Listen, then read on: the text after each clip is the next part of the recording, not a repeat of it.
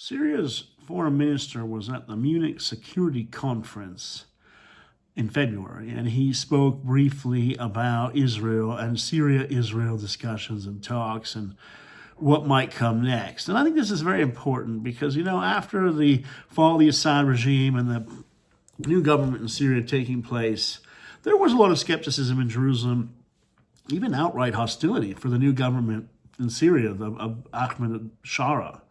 And, there was even some bombing, and Israel was saying it would support the Druze in southern Syria. Well, a lot has changed now, and Israel and Syria held a trilateral meeting with the United States in Paris in early January.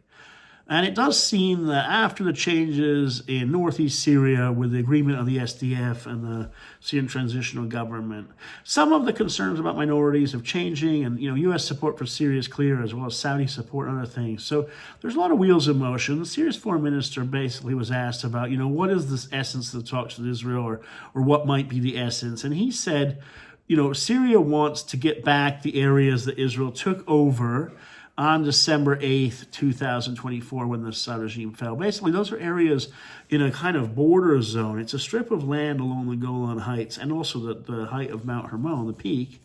It's not a huge area, but there are Syrians there, the Syrian villages. And I think Syria would like to have an agreement about that. And he basically hinted at the discussions are not about the Golan Heights. The Assad regime, of course, would have always said, well, we want the Golan Heights back. That was never going to happen.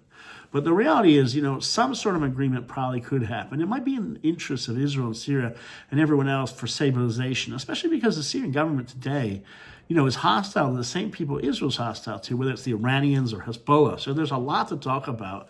And the foreign minister seems to be hinting that that's a possibility.